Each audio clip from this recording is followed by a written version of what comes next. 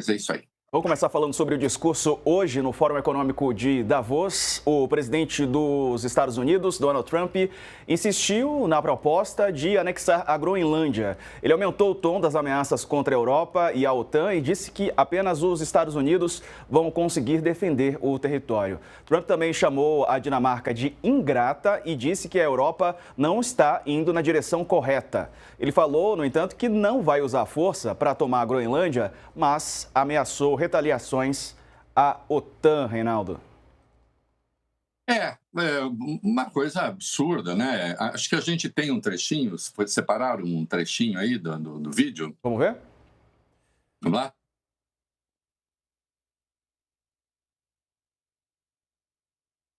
Não? Where we would be, frankly, unstoppable. But I won't do that. Okay? Now everyone's saying, oh, good. That's probably the biggest statement I made because people thought I would use force. I don't have to use force. I don't want to use force. I won't use force. All the United States is asking for is a place called Greenland, where we already had it as a trustee, but respectfully returned it back to Denmark not long ago after we defeated the Germans, the Japanese, the Italians, and others in World War II. We gave it back to them. Você note que é uma coisa impressionante, né? Ele foi lá cobrar o espólio da Segunda Guerra Mundial ainda, né? Então, olha, eu vim aqui dizer que sem a nossa atuação, né, não teríamos vencido os alemães, e parece que os Estados Unidos venceram a guerra sozinhos, né? Nós sabemos o custo que teve muito maior para a União Soviética, por exemplo, né? Nós vencemos a guerra sozinhos e, portanto, estou cobrando o espólio de guerra, que vocês não têm condições de proteger a região, não têm condições de se proteger, porque também isso ele deixou claro, é curioso o raciocínio que ele faz. Ele está dizendo para a Europa, olha aqui, sem a gente, vocês são vulneráveis à Rússia, né? Então, vocês dependem da gente também para se defender, e vocês são todos muito ingratos com os Estados Unidos, e a OTAN também. Porque, note, olha o absurdo da situação, que a OTAN é uma aliança militar que existe para proteger os países que a integram. Tocou em um, tocou em todos, né? É esse o sentido da OTAN. Só que aí, o Trump, num dado momento, chegou a acenar com uma ocupação militar da Groenlândia, sendo que ele faz parte da OTAN e, portanto, agredindo os próprios países que fazem parte da OTAN. É uma sandice, né? O ex-chefe da OTAN, discursando ontem em Davos, disse, chega, está na hora de dar um basta nessa história, não dá mais para conversar com esse sujeito nesses termos, né? A Europa precisa dizer que isso é inaceitável, né? E a Europa disse que era inaceitável. O Macron fez um discurso muito duro, chamando de valentão, e disse, nós vamos voltar à velha ordem, nós vamos voltar aos termos do velho imperialismo, né? Das zonas de influência e, portanto, os países têm de se subordinar e pronto, é isso. A Europa não aceita isso. A Europa não aceita isso, a França não aceita isso. E, portanto, ficou evidente que a crise seria... Veja, a crise seria monumental. A crise já é monumental, já é uma crise absurda, né?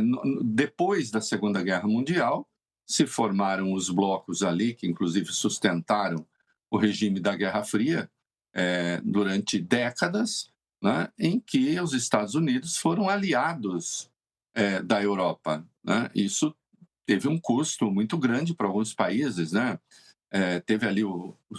Houve aí os países da Cortina de Ferro que se uniram à União Soviética e, portanto, tinha a proteção militar da União Soviética.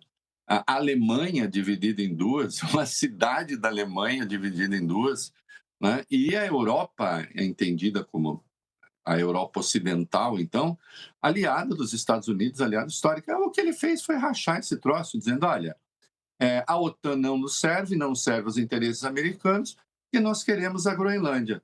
Ele insiste na questão militar, dizendo que podemos criar um domo de ouro, será fantástico, isso vai proteger, claro, os Estados Unidos, mas também vai proteger o mundo das ambições. E quando ele fala das ambições de outros, é claro que ele pensa na China, mas quando fala de ambição militar ou expansionista, o que está no radar é a Rússia, né? Agora, não obstante, o Sergei Lavrov, né, que é o chanceler russo, aliás, um homem brilhante. Eu posso detestar as coisas que ele faz, pensa e fala, né? Mas brilhante ele é no seu ofício. O Sergei Lavrov ontem dizendo, olha, a Groenlândia não era para ser mesmo da Dinamarca. A Groenlândia foi meio um espólio de guerra, meio uma visão colonialista, porque isso está de acordo com a visão de mundo do Putin. Isso está de acordo com a doutrina das zonas de influência. E quando o Putin faz isso, ele diz, olha, tudo bem a Groenlândia ficar com os Estados Unidos, ainda que possa achar lá intimamente que não, mas veja, eu estou com isso, eu estou querendo dizer, e a Ucrânia é nossa, né? A China lamenta tudo isso, claro que lamenta tudo isso, mas está lembrando o tempo todo, e Taiwan é nossa. Né? Olha em que ele joga o mundo. E depois de ter feito uma ameaça explicitamente militar, isso é inequívoco, né? Ele dá uma recuada, talvez, sei lá, se imaginou em algum momento que a Europa cederia com mais tranquilidade, falar, tá bom, então tome a Groenlândia para você, mas ameaçou com tarifas, disse, não, haverá consequências, né? E aí passou uma boa parte do discurso, ainda que ancorado na questão da Groenlândia, passou uma boa parte do discurso no seu primeiro ano de governo, exaltando aquelas que seriam as suas supostas conquistas. Se, de fato, os efeitos na economia americana não foram tão drásticos como alguns imaginaram, bons não foram. E bons não têm sido, tanto é que ele recuou. Né? Se ele realmente...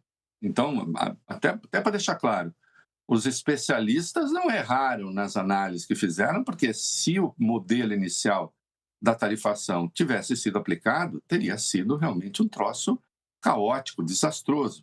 A gente viu um recuo feito em relação ao Brasil, não só porque ele simpatizou com Lula, a quem ele voltou a se referir ontem, aí no caso lá daquele grupo que ele quer que faça parte do Conselho de Gaza, não só por isso, mas também porque havia e há prejuízos efetivos à economia americana. E naquilo que mais afetava os preços nos Estados Unidos, ele recuou. Né? Então, por isso, os efeitos não foram tão drásticos, mas, de qualquer modo, efeito existe. Ele, não obstante, disse da maravilha que está a economia, voltou a atacar a obsessão dele. É curioso como o Trump ele não desiste, né, de um inimigo, né, quando mexe com a sua vaidade. Ele ainda não engoliu a derrota para o Biden, calcule. Né, voltou a atacar severamente o governo Biden, falou bastante da questão interna e sempre deixando claro, os Estados Unidos merecem ter a Groenlândia, como assim, o mínimo que vocês podem nos pagar por tudo aquilo que vocês nos devem, que é outra lógica em que ele se sustenta também. O mundo inteiro é devedor dos Estados Unidos. Né? Os Estados Unidos ajudam o mundo inteiro, fica parecendo que não obtém benefício nenhum com isso que ele chama ajuda. Né? O mundo inteiro ajuda os Estados Unidos e ninguém ajuda os Estados Unidos. Né? Aí ficou falando largamente do déficit da Suíça, ele estando na Suíça. Né? É um discurso absurdo, descosturado, se você pensar, bom, mas isso tem qual objetivo? Do ponto de vista da geopolítica, o que é que ele está pensando? Né? Quase não dá para saber, ou se dá para saber, se pergunta, mas isso aproveita quem? Né? Não há dúvida de que as práticas do Trump e o discurso dele fortalecem, do ponto de vista geoestratégico, militar, propriamente, fortalece a Rússia. Né? Porque a Rússia tendo... E ele volta a dizer que o Putin quer a paz, sempre sugerindo que quem não quer o Zelensky, embora o Zelensky tenha tido o país invadido, né? Então, porque é a linguagem que o Putin entende também, né? E no caso da China, bom, aí não preciso dizer, né? A China não se impõe aos países dessa maneira que o Trump faz, né? Tem uma máxima de um governante africano, me escapa o nome agora, mas a frase é muito boa. Ele diz: o problema de negociar com os Estados Unidos é que a gente negocia com eles e começa a tomar bronca, leva bronca. Ah, vocês não fazem isso, vocês não fazem aquilo, vocês não fazem aquilo outro. A gente negocia com a China e ganha um porto, ganha um aeroporto, né? Então, a maneira que ele encontrou de conter o expansionismo econômico chinês é fazendo ameaças, né? Eventualmente invadindo um país. Ele invadiu a Venezuela, ele sequestrou um presidente, né? Não se, uma coisa é certa: a ordem mundial sobre Trump é desordem, né? E sem contar os ataques óbvios que ele faz à democracia, né? Tudo isso se enfecha, tudo isso se junta, se você pensar bem, nesse negócio. Me deu na veneta, eu quero a Groenlândia para mim, né, para os Estados Unidos. Não, claro, existem reservas ali importantes, minerais, é uma região estratégica do ponto de vista militar, sem dúvida nenhuma, né? Em razão do aquecimento, com o provável degelo, é provável que áreas, porque ela é uma ilha não continental, né? Ela não está presa por baixo a nenhum país, mas de qualquer modo é possível que outras áreas apareçam ali para exploração mineral. Então, enfim, você pode dizer, não, ele está pensando no futuro dos Estados Unidos. A questão é se é assim que se pensa no futuro dos Estados Unidos. Quem sou eu? Não fui eleito presidente dos Estados Unidos para dizer como se pensa no futuro dos Estados Unidos.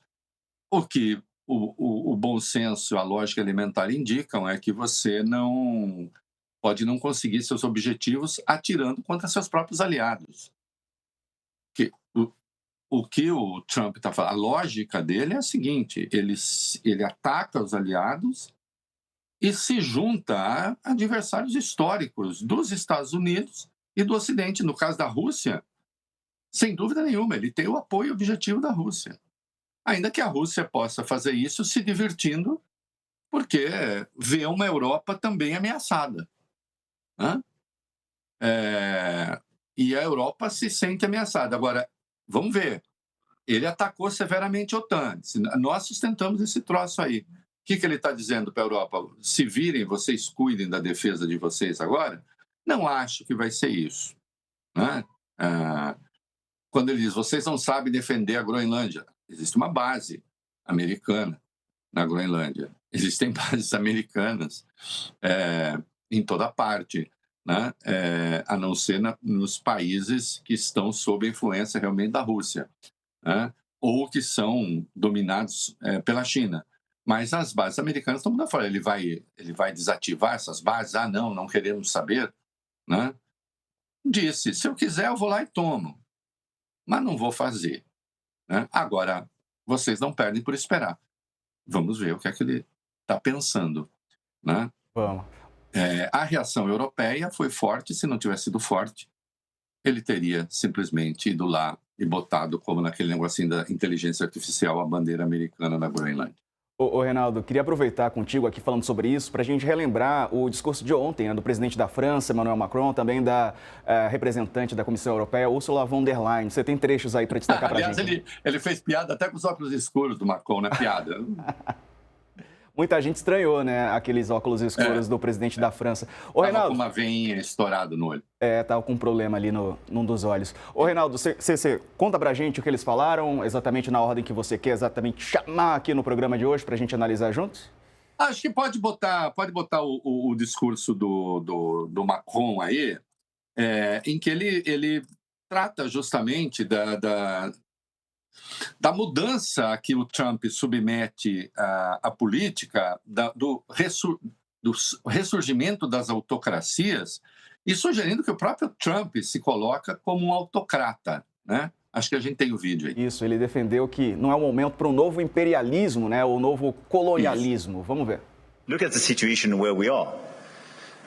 I mean, a shift towards autocracy against democracy, more violence, more than 60 wars in 2024, an absolute record, even if I understood a few of them were fixed. And conflict has become normalized, hybrid, expanding into new domains, space, digital, information, cyber, trade, and so on. It's as well a shift towards a world without rules, where international law is trampled underfoot, and where the only law that seems to matter is that of the strongest, and imperial ambitions are resurfacing. Pois e é fundamental também esse trecho que ele fala: caminhamos para um mundo sem regras. E no mundo sem regras, vale a lei do cão, quer dizer, vai ser o quê? Né? E é precisamente isso o que o Trump está fazendo. Né? É precisamente isso que ele fez com as tarifas, que, veja, sem regras, inclusive do ponto de vista das leis americanas, porque isso está sob júdice nos Estados Unidos. Se a Suprema Corte for aplicar a lei, e o próprio Trump falou que vai ser o caos, se a Suprema Corte for aplicar a lei, vai dizer as tarifas são ilegais. E aí? O que elas são? Né? O governo, o executivo poderia fazer o que fez só numa situação de emergência. Né? Fora disso, tem de ser o Congresso. E ele fez com um ato executivo. Então, é um mundo sem regras na relação com os outros países e um mundo sem regras até internamente. A quantidade de leis americanas que o Trump está desrespeitando é uma coisa brutal. O problema é que os Estados Unidos têm um regime muito diferente. Aqui no Brasil, tão atacado o nosso Supremo por muita gente, né?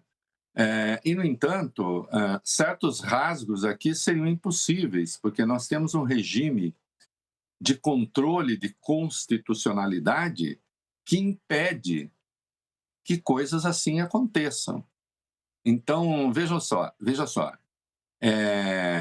o executivo aqui pode meter a tarifa que quiser, a hora que quiser, a taxa que quiser, sem falar com o Congresso? A resposta é não. A resposta é não. E se fizesse? E se fizesse alguma coisa que contrária à Constituição?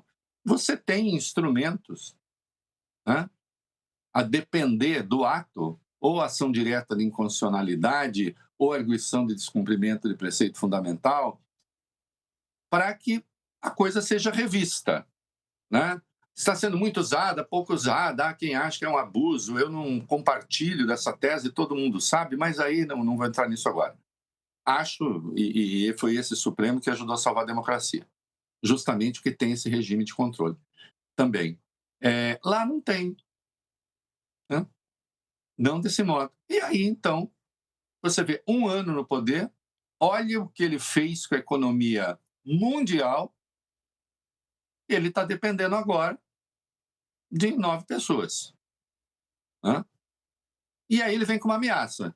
Se a Suprema Corte disser que é inconstitucional, aí os Estados Unidos vão para o caos. Então é um tipo de governante, no seu amor pela não regra, que joga o país num impasse e aí diz, tá vendo? Agora vocês querem voltar atrás?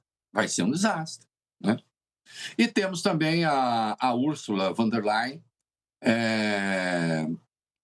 falando que as tarifas adicionais dos Estados Unidos são um erro, né? Disse lá, posso falar aqui, as tarifas adicionais propostas são um erro, especialmente entre aliados de longa data, a União Europeia e os Estados Unidos chegaram a um acordo comercial em julho passado.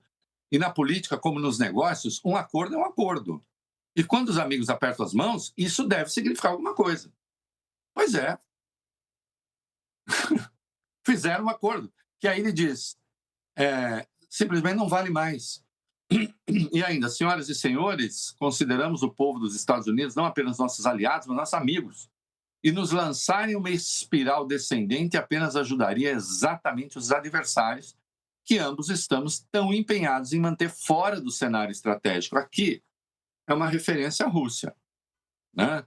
Pode ser uma referência também à China, eventualmente, no que respeita à questão econômica, mas parece que, vamos lá, a ameaça existencial, como se diz a Europa, ela é de natureza militar, é o arsenal nuclear que a Rússia tem, o maior do mundo, maior do que o dos Estados Unidos, é que não precisa de tanto para destruir o mundo algumas vezes, se houvesse vários, né? Vários planetas. Só que é precisamente essa fala é interessante, porque, insisto, ela diz o inimigo comum. Só que o Sergei Lavrov diz, não, como inimigo comum, eu estou apoiando o pleito do Trump. Por mim, se ele quiser pegar a Groenlândia, tá tudo certo. Né? Verdade.